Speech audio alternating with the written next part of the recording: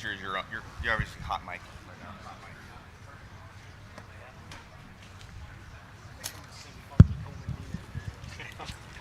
All right, good morning, everybody. I got 7 o'clock. We're going to get started with the operation Saturday, August 7th. Our IMT-1. This briefing is also being streamed up at Susanville via YouTube. Just a note, this will be Team 1's last briefing.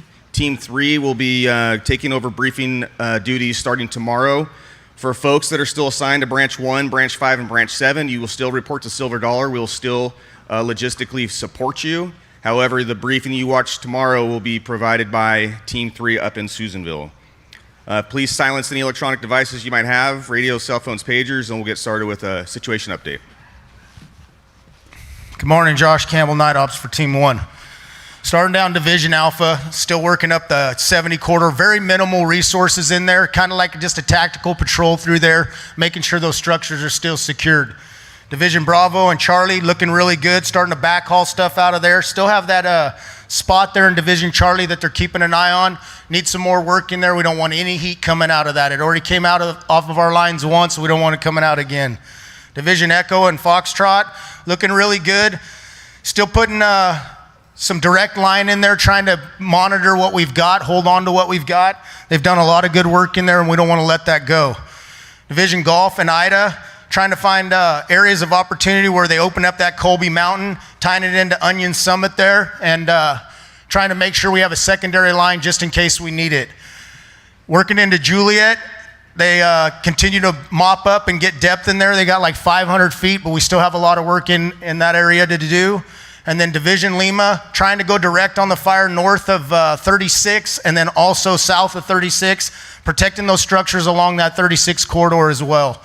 Moving up into Division Mike, lots of work to do up in there. They're trying to press even further north, get some direct hand line up in the Division Mike Lima area, and then also down around Chester, and also coming around 147 on the east side of Lake Elminor, trying to button that up and helping our resources in that east zone. Appreciate all your guys' work. And one thing today, guys, remember, be safe out there. There's a lot of things you can get yourself hurt or that can hurt you out there. We don't want anybody hurt. We have a good track record for the most part. We don't need any more injuries. Have a good shift. End report. If you guys will turn to page 1 in your IP, we're going to cover the incident objectives starting with the management. To utilize the risk management process to identify and mitigate hazards to protect firefighters and the public. Emphasize strategies and tactics that have the highest probability of success and the least exposure to firefighters and the public. Develop strategy to protect life, property, communities, businesses, and infrastructure. Employ tactics that fulfill these strategies while being mindful of the necessity for contingency and emergency plans. Ensure strategies account for incident priorities, applying resources to those with the highest consequences first. Follow COVID-19, CDC, and established local, state, and federal guidance to limit virus spread within the incident and surrounding communities near the fire area.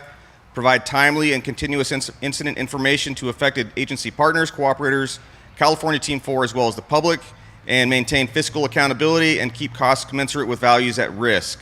For the control objectives, the big box, keep the fire north of fire perimeter and Highway 162 and the junction on Highway 70. Keep the fire south of Highway 44, east of Highway 32, and west of Genesee Road and Grizzly Ridge to Highway 70. Next up is weather. All right, good morning, Ryan Walburn, National Weather Service incident meteorologist. So again, take the time to read the forecast, put that together last night, reread it this morning, it still seems valid.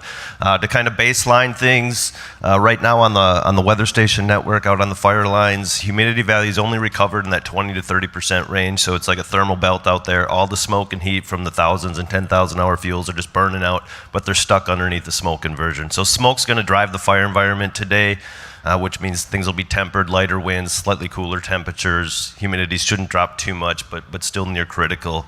As you kind of, a watch out situation would be when the smoke would lift. So here in Branch 5, roughly 1,500 hours, you might start to see a little poke of sunshine. And then for you folks working up in Branch 9, who are probably watching online, as that western boundary clears out, we'd start to get some clearing there, 1,500. That would kind of be your watch out situation. Still a ton of smoke from our fire and all the other fires to our north and west, so again, that'll kind of drive things. We go into this evening, it'll settle down into the drainages, and you'll get your light nighttime down canyons. Thank you. Good morning, Don Watt, Fire Behavior, IMT1. It's a big thing with the weather, right? The smoke's holding it down. It's moderating our fire activity. The big thing's going to be on that west side as it starts to clear out today in the afternoon. You will start to see that increase in activity. Basically, with the smoke layer, you're shading your fuels. Your spotting potential is down in that 40-50% range. Once you start seeing sun, it's going to jump up to that 80-90%. You're also going to start seeing that increase in activity. The big thing for the folks on the west side is when you see that transition from that southwest wind to your down canyons, that's when you have the best spotting potential. It'll be a little bit clearer, you'll have a light breeze, but expect short range spotting. The big thing is find those before the smoke comes back over and you won't be able to see them. So for the whole fire day, I wouldn't expect any long range spotting unless we really get call and build, and that should be tempered today with that inversion a little bit. So just keep a heads up, make sure you're looking on the green side of the line every once in a while for any spots that have been out there. We want to make sure that those don't take off and go anywhere else. Have a safe shift. Good morning, Merrick Fields, Operations for CAL FIRE IMT1.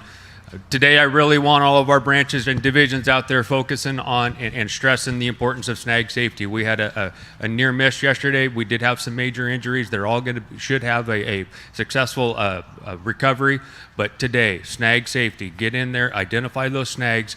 We've got fallers everywhere. Get those snags on the ground and identify those areas where we can get out there at night and continue to work.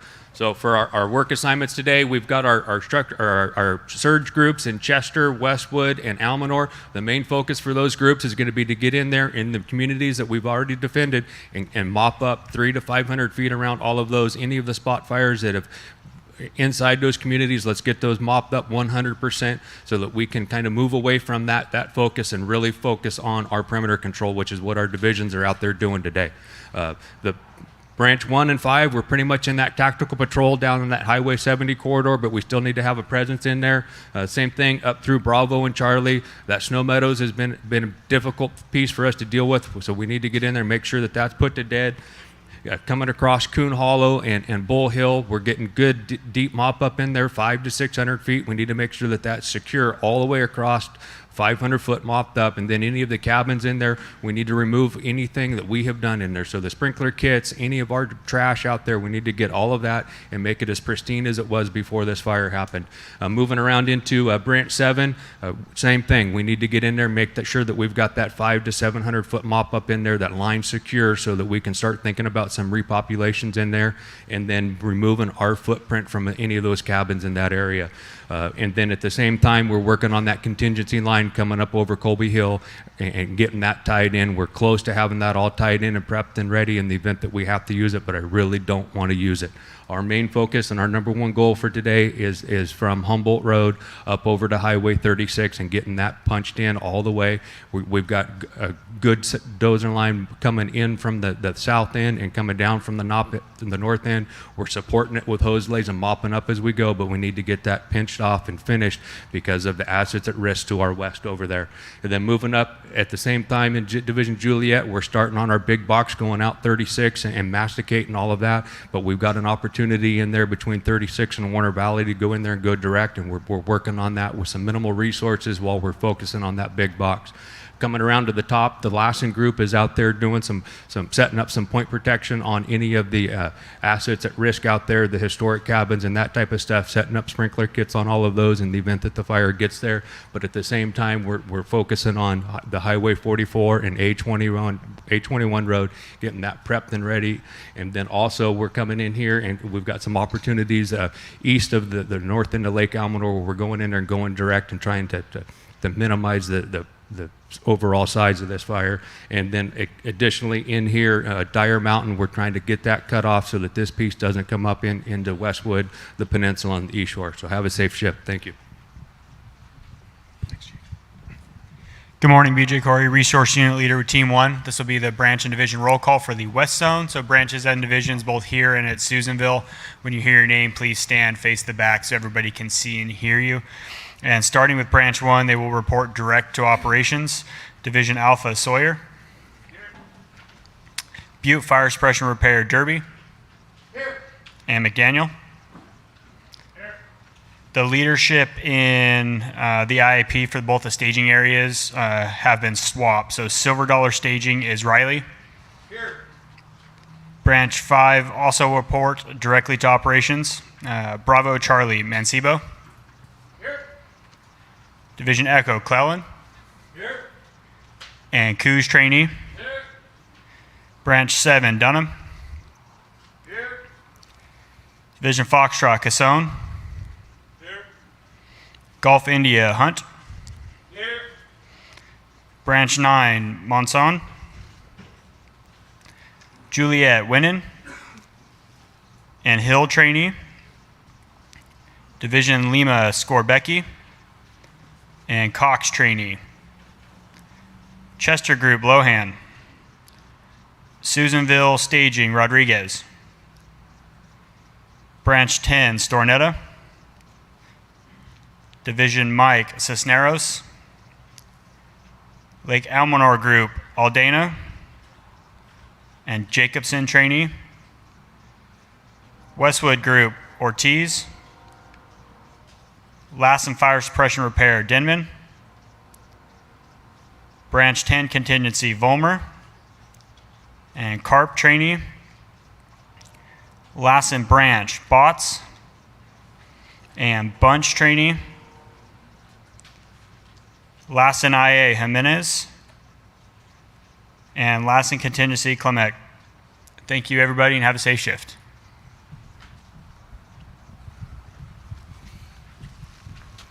Good morning, everyone. Thomas Smith, Air Ops, Team 1. I want to reinforce the idea. Smoke is an issue for us with the rotor wing and the fixed wing and getting clean air, so it's limited time for us over the fire. Be sure you're monitoring air-to-ground command and making us as efficient and effective as possible over the fire. For today's lineup, fixed wing, we have it early up and available. We will order as needed over the fire. For rotor wing, with the guard assets coming in yesterday, we're sitting at 19 Type 1s, 6 Type 2s, and 5 Type 3s. We're still based out of Oroville, but like I said, looking for that clean air. We have Battle Creek up in Minerals set up as a helibase, and we'll work on getting those assets up there to support your guys' plans. We still are running Deer MRB for both aerial and ground-based retardant, and Chester for ground-based. For hoist, daytime, agency ship out of Vina, and a regional guard asset out of Reading for night hoist. With that, have a safe shift.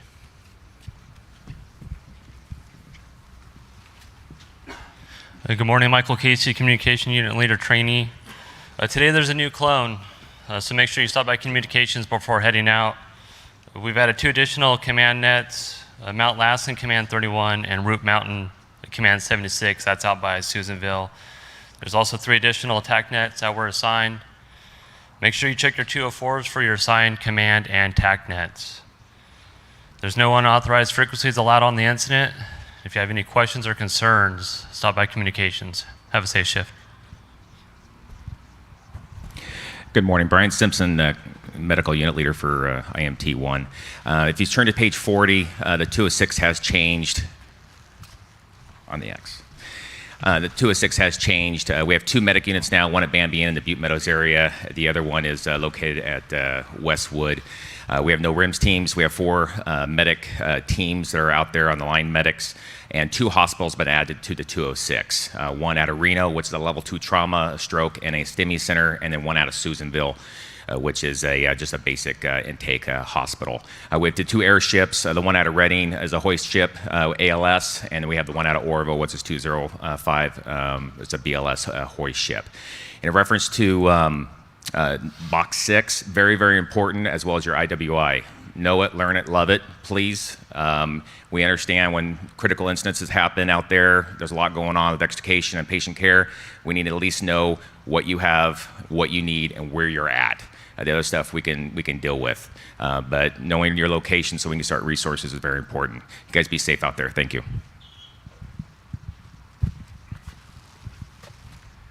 Good morning, everybody. Nate LaRusso, Team 1 Safety. As you've heard it today, we're in a transition period with Team 3. So this is a crazy opportunity where you can lose accountability of who you're working for, who's working for you, and where you're supposed to be. So please ensure that those needs are met. Okay, in terms of risk management, it was line 1 on the management objectives for this incident. Continue to implement a risk management process in everything you do. Whether you're working around hazard trees, ash pits, whatever you're doing, make sure that the risk is worth the gain of your objectives. Additionally, there's some smoke out there. Make sure your driving speeds are commensurate with what you're doing. And if you have any line emergencies, please reference page 118 in your IRPG to get the necessary information back to base. Thank you. Have a safe shift.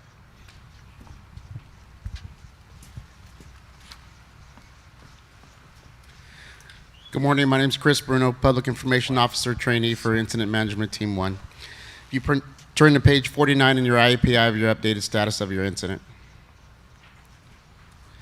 Dixie incident is now 446,723 acres, 21% contained, and we have 5,108 personnel assigned to our incident.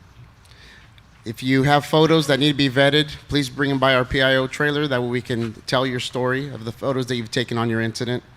We have many items in our lost and found, so please stop by and collect your items. And tonight we are showcasing and supporting the communities with Facebook Live and Zoom at 7 o'clock. Thank you.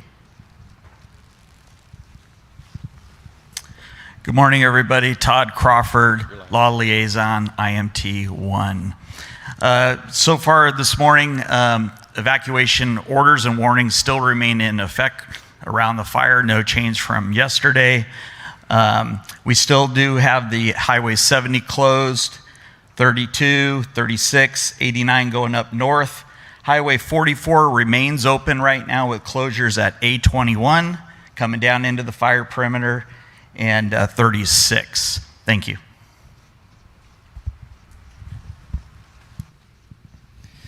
All right, good morning.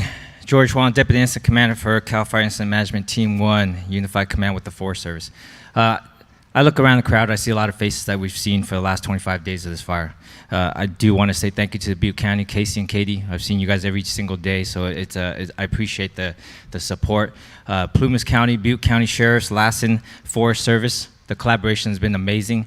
Thank you. But I want to make sure we rest assured that Team 3, my good friend Chief Billy C, is going to continue this process. It's going to be a seamless transition.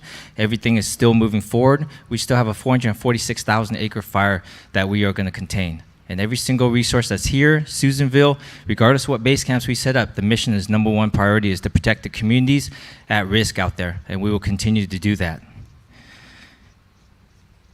Team 1, on behalf of Team 1, we want to make sure that every single person here is safe. Get home to your families. I've been up since 1:30 in the morning dealing with our own brothers and sisters with injuries. So I want to make sure that every single person here takes that moment, call your family, think about your families, and take that moment. We got a long fire season ahead. It's August, and we know the battles that we're going to face. You're going to hear that constantly every single day, but take that minute and call your family, because we want to make sure that you make it home to your family. With that, on behalf of Team 1, thank you, and have a great day.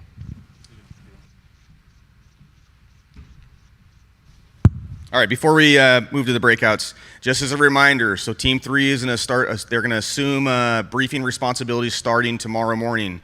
For the folks that are assigned to Branch 1, 5, and 7, you will still be logistically supported at a silver dollar. IPs, maps, food, all that stuff will still be here available. Continuing on our normal process, just Team 3 is going to be taking over the briefing responsibilities. If you're an unassigned resource, if you're not in the IAP and you're not on the 204, you're going to check in with the unassigned resource unit leader in the back there by the silver Tacoma. If you are an assigned resource, the division breakouts are posted along the walls here. Everybody turn your devices on. Have a safe shift. Thank you.